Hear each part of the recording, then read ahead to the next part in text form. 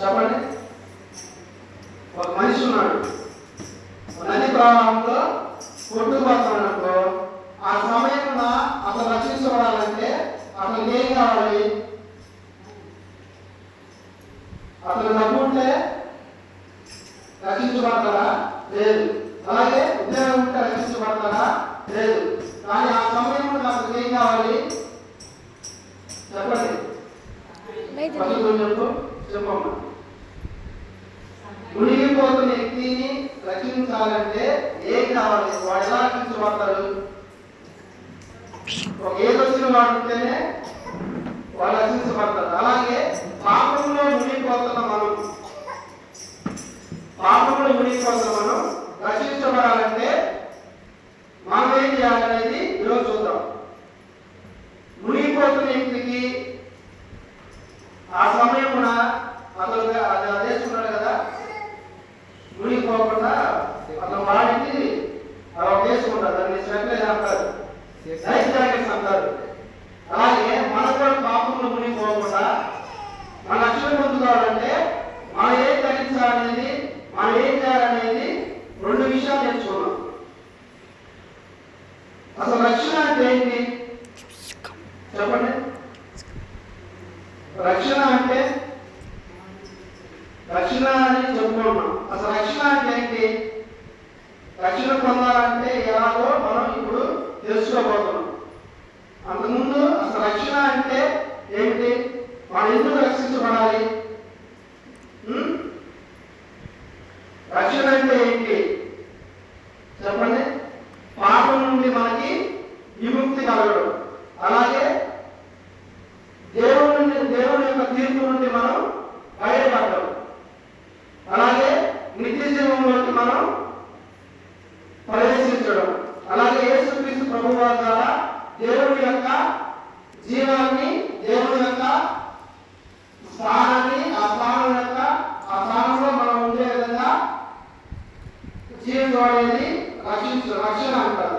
అలాగే ఏడమెంట్ డోజర్ అనే ఒక దైవజనుడు ఏమంటారంటే రక్షణ అంటే నువ్వు నరకం నుంచి బయటపడమే కాదు.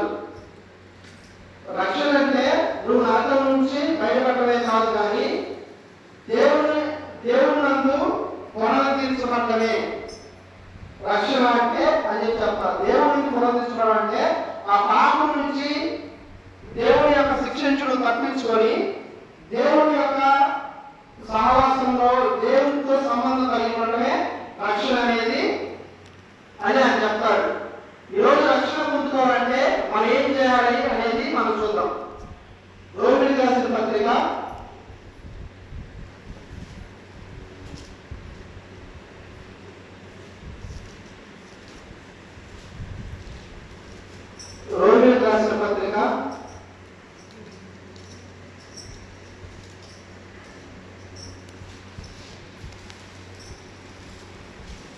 10వ అధ్యాయము 9వ వచనం చూడండి.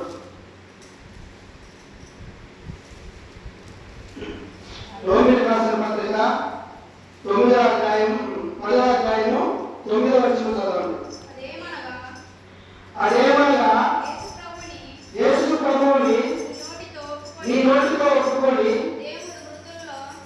దేవుని మృతులలో నుండి ఆయనను లేపినని నీ హృదయమందు విశ్వసించిన యెడల నీవు రక్షించబడుదువు. ఈ వచనం చూస్తే మనం రక్షించబడాలంటే ఏం చేయాలనేది పౌలు గారు రెండు విషయాలు చెప్తున్నారు. ఈ సందర్భం ఏంటంటే పౌలు గారు ఎవరితో మాట్లాడుతున్నారంటే ఆ రోమ పట్టణంలోని అన్ని జనులతోనూ అలాగే రక్షించబడిన విశ్వాసులతోనూ ఆయన మాట్లాడుతూ ఉంటాడు. ఎందుకు మాట్లాడుతున్నారంటే ఆ రోమ పట్టణంలోని ఇశ్రాయేలు జనాంగం ఏం చేస్తారంటే ధర్మశాస్త్రాన్ని అనుసరించి మేము మంచి పనులు చేస్తే మేము రక్షణ పొందుకుంటాము, మా క్రియలు మంచివైతే మేము రక్షణ పొందుకుంటాము అని చెప్పేసి వాళ్ళు అనుకుంటూ ఉంటారు. అలాంటి సమయంలో పౌలు గారు ఏమంటారంటే మీరు మంచి పనులు చేస్తే దేవుని యొక్క రక్షణ అనేది మీకు ఉండదు, పనుల ద్వారా మీరు రక్షణ పొందుకోలేదు.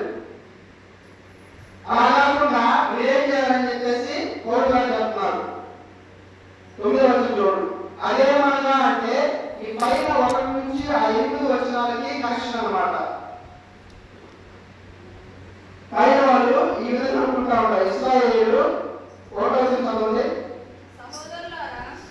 సహోదరులారా, ఇశ్రాయేలు రక్షణ పొందాలని నా హృదయాకాశయు వారి విషయమై నేను చేసిన దేవునికి చేయని ప్రార్థన ఇవ్వండి.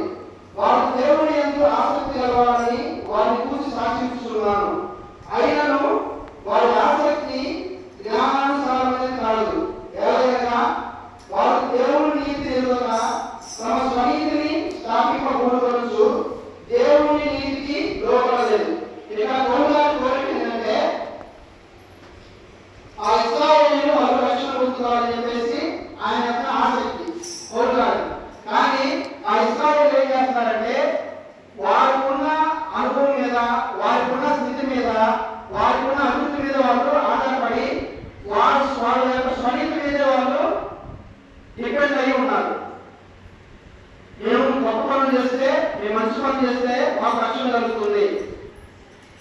అలాగే మేము ప్రార్థన చేసినా, మేము ఏ పనులు చేసినా కానీ ఈ ధర్మశాస్త్రాన్ని అనుసరించి నడుచుకుంటే మాకు రక్షణ అనేది కలుగుతుందని చెప్పేసి వారి యొక్క స్వనీతి మీద ఆధారపడి వాళ్ళు మాట్లాడుకుంటా ఉన్నారు. ఎవరు? ఆ రోమీయులు, ఆ పక్కన ఇశ్రాయేలు. కానీ పౌలు గారు ఏమంటున్నారంటే నువ్వు విశ్వాసం పొందుకో, నువ్వు రక్షణ పొందుకోవాలంటే ఏం చేయాలంటే నువ్వు దేవుడి దగ్గరికి వెళ్ళాల్సిన అవసరం లేదు, నువ్వు పరలోకానికి వెళ్ళాల్సిన అవసరం లేదు, అలాగే పాతాళానికి వెళ్ళాల్సిన అవసరం లేదు. ఆయనే నీ దగ్గరకు వచ్చాడు. ఎవరు? యేసుక్రీస్తు ప్రభువే నీ దగ్గరకు వచ్చాడు. ఎలా వచ్చాడు ఆయన? ఎలా వచ్చాడు చెప్పండి. 8వ వచనం చూడండి.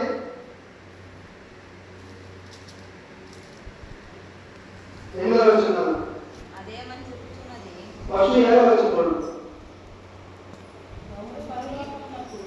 ఎవరు పరలోకముల నుంచి ఎక్కువను అనగా క్రీస్తును కిందికి తెచ్చుటకు, లేక ఎవరు అగాధంలోనికి దిక్కువను అనగా క్రీస్తును మృతుల నుండి పైకి తెచ్చుటకు అని నీవు నీ హృదయంలో అనుకోవద్దు. అదేమని చెప్పుచున్నది? వాక్యము నీ వద్దను, నీ నోటను, నీ హృదయంలో ఉన్నది. అది నేను ప్రకటించున్న విశ్వాస వాక్యమే. విశ్వాస వాక్యమని ఆ విశ్వాస వాక్యం ఏంటి అని చెప్పేసి పౌలు గారు చెప్తున్నారు. ఇప్పుడు నువ్వు రక్షణ పొందుకోవాలంటే పరలోకానికి వెళ్ళాల్సిన అవసరం లేదు, అలాగే పాతాళంలోకి వెళ్ళాల్సిన అవసరం లేదు. నువ్వు రక్షణ పొందుకోవాలంటే నీ మధ్య ఉన్న వాక్య రూపంలో శరీరంగానే వచ్చిన యేసుక్రీస్తు ప్రభువును నమ్ముకుంటే నువ్వు రక్షణ పొందుతావని చెప్పేసి పౌలు గారు చెప్తున్నారు. ఇక్కడ అదేమనగా అనే మాటకి అర్థం అదే. నువ్వు విశ్వాసం, నువ్వు రక్షణ పొందుకోవాలంటే నువ్వు గొప్ప గొప్ప ప్రార్థనలు చేస్తే నువ్వు రక్షణ పొందుకోవు. దేవుడికి దశమభాగాలు ఇస్తే నువ్వు రక్షణ పొందుకోవు. నువ్వు నీ యొక్క క్రియలు మంచి క్రియలు చేస్తే నువ్వు రక్షణ పొందుకోలేవు. నీకు రక్షణ ఎలా వచ్చిందంటే ఫస్ట్ పాయింట్ చూడండి. యేసు ప్రభు అని నీ నోటితో ఒప్పుకోవాలి. ఫస్ట్ పాయింట్ ఏంటంటే యేసుక్రీస్తు ప్రభువారు, యేసు ప్రభు అని నీ నోటితో ఒప్పుకోవాలి. ఫస్ట్ ఏంటంటే ఒప్పుకోగలిగి ఉండాలి. ఏమని ఒప్పుకోవాలి మనం చెప్పండి. అక్కడ ఉందిగా బైబిల్లో ఏమని ఒప్పుకోవాలంట? యేసు ప్రభు అని నీ నోటితో ఒప్పుకోవాలి. ప్రభు అని ఒప్పుకోవడం అంటే ఏంటి? ప్రభు అంటే ఏంటి చెప్పండి. బైబిల్లో ప్రభు అనే ఉంటుంది, చూస్తే దాంట్లో ఉండదు. ప్రభు అంటే ఏంటి మనం తెలుసుకోవాలి.